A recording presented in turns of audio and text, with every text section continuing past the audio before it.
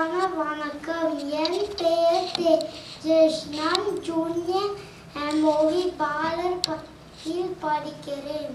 நான் இன்று ஒரு திருக்குறள் சொல்லை போறேன். தீனால் சுத்த புண் உள்ளாரும் மாறாதே, நாவினால் சுத்த வடு அதன் விளக்கம்.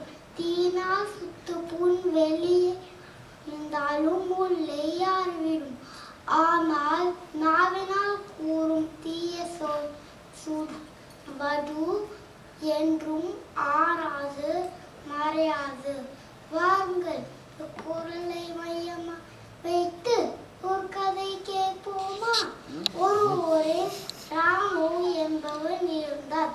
அவன் எப்போதும் கோபப்படுவான். ஒரு முறை அவனோட தந்தை ஆணிகள் நிரம்பிய பையை கொடுத்தார்.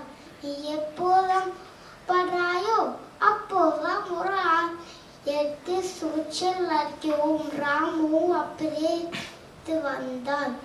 ஒரு நாள் 5 மாட்டி அடித்தான். மறுநாள் 8 அடித்தான். கொஞ்ச நாளிலே அவன் ஏன் என்றால் அவன் கோபப்படுவதை நிறுத்தி விட்டான். அவனோட தந்தை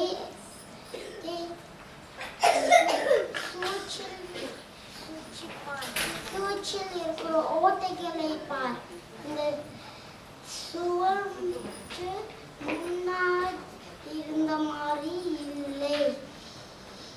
அவனோட தந்தை சொன்னார்.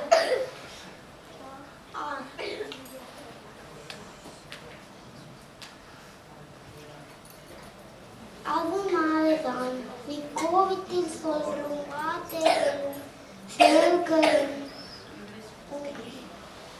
ஒரு வடுவை உண்டாக்கி விடும்.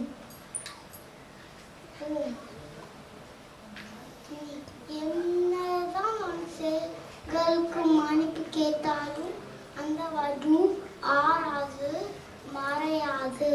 இந்த கதையை மூலம் நான் எப்போதும் காயப்படுத்தக்கூடாது. நான் என் கதையை முடித்துக் கொள்கிறேன். நன்றி, வணக்கம்.